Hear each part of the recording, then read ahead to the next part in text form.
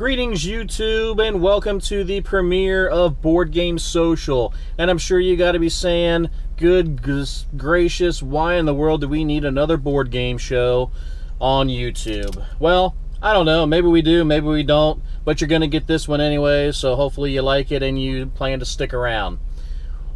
Why am I doing this? Well, plain and simple, I want to take a look at board games from the social angle, from the aspect of, I believe the majority of people get into board gaming because they like the social interaction with other people, the camaraderie, the memories, the laughter. That's what keeps people from coming back. Yeah, you can have a great game and it can have the best mechanics, and they may knock your socks off while you're playing it, but I would venture to guess that 8 times, 9 times out of 10, the reason someone picks a game is because it was fun, they had a great time, and you know, it wasn't just because of some special cutting-edge mechanic that the designer came up with. So why the name Board Game Social? Well, the reason I chose is because I think back to the old days of when we used to have ice cream socials in towns. Those moments when everyone in town would get together, whether you're rich or poor, young or old, and you would get together just to intermix and mingle and have a good time and meet new people. And that's what I think a lot of us view gaming as, especially going to conventions or meetups or that sort of thing. So I wanted to kind of play off of that name with Board Game Social, Ice Cream Social, and use this show as a way to not only look at designers and publishers and highlight those people, but also to highlight and show off the average Joe, the average gamer, what their collection is like, what do they like about the games, what keeps them coming back to playing that game that is their go-to game that, you know, some of us might look at and say, really? You know, you couldn't pay me enough to play that game. But for whatever reason, it resonates with them, it resonates with their group, and they keep putting it on the table. And that's what fascinates me, and that's what I want this show to kind of focus on.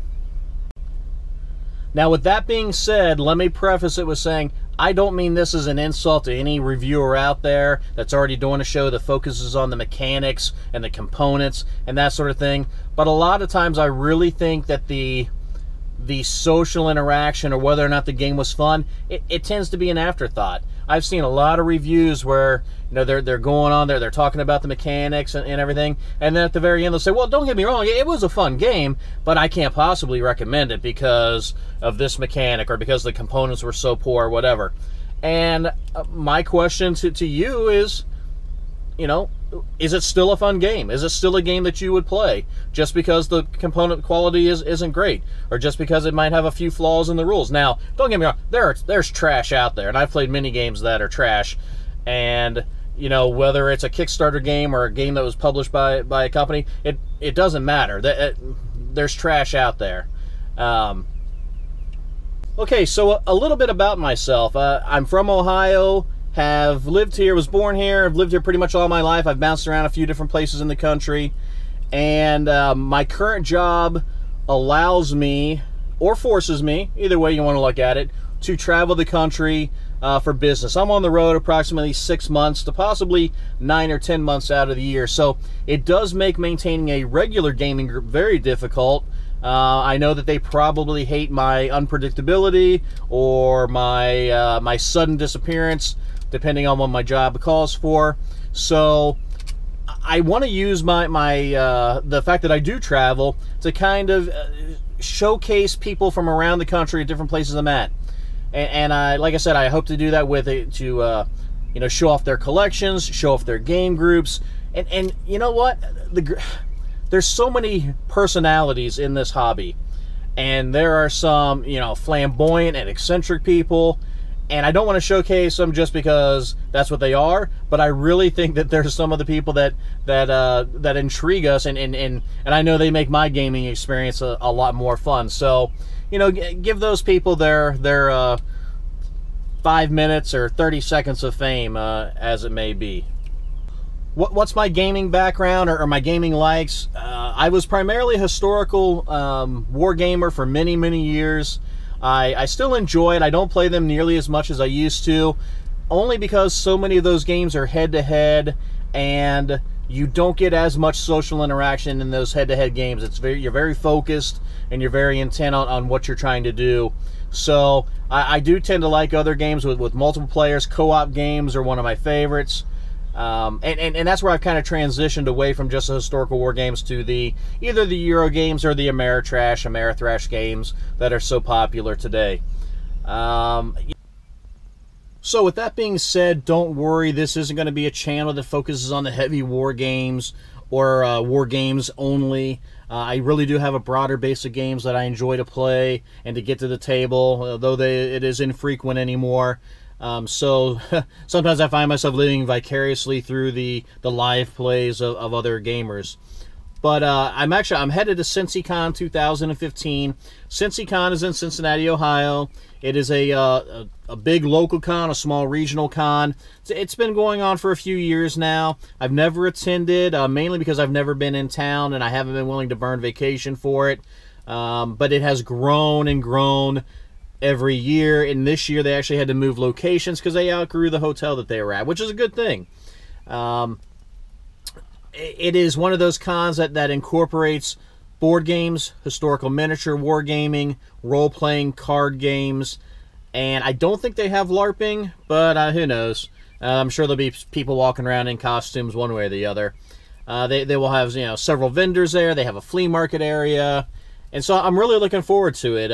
It goes back kind of to the old cons that we used to have in the old days where everybody was there, and then early 90s, everyone kind of went their own separate ways for whatever reason. I don't know what the friction was, but the board gamers went their own way, and the RPGers went their own way, and all those cons pretty much died out. There's safety in numbers, and once they went small and tried to be exclusive, they really, really fell on hard times. So I'm excited to see what this con looks like, and I hope to kind of make it my go-to local con, even though I live 2 hours away, every year. So I enjoy these small cons because it's more intimate.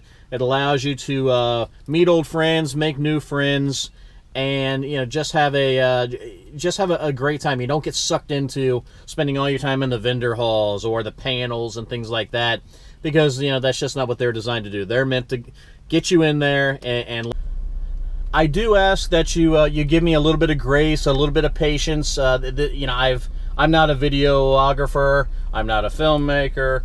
I simply decided that I'm on the road so much, and I watch so many channels on YouTube, and there's so many great review shows out there, and just gaming shows in general. Maybe they don't even do reviews, but they just show you how to play the game, or they've done live plays. And a lot of those have just inspired me to, let's throw caution into the wind, and let's try this. And it may be an utter failure. Whatever, I don't care. I have nothing else to do with my free time when I'm on the road. So, just bear in mind it's a work in progress, and I'm sure that as time goes by, things will get better and I'll improve. And if I don't, well, then you simply just unsubscribe or not subscribe at all. And but hopefully you do. Hopefully you like it. Hopefully there's something within these videos that'll resonate with you. So with that being said, I'm going to head on into the con. My first game is scheduled to go, and it's kind of a heavier game. I don't know. I guess I was wise to pick it as the very first game of the con to get it out of the way. But it's actually GMT's Fire in the Lake. It's scheduled to go 5 hours, which I'm a little concerned about. But I do own the game. I've never got it to the table, so I really wanted to try it out and see what all the buzz is about. And we'll let you know how it goes. I keep my fingers crossed that we get enough people to actually show up and play it. It's always a crapshoot, first game on a Friday of a con, whether or not the people are going to show up to actually fill the game and make it worthwhile. So especially with these small regional cons. Alright, that'll wrap up this edition of Board Game Social. If you like what you've seen, subscribe to us on YouTube, follow me on Twitter, like us on Facebook. Heck, you can even drive past my house and stalk me. That's how craved for attention I really am. See you next time.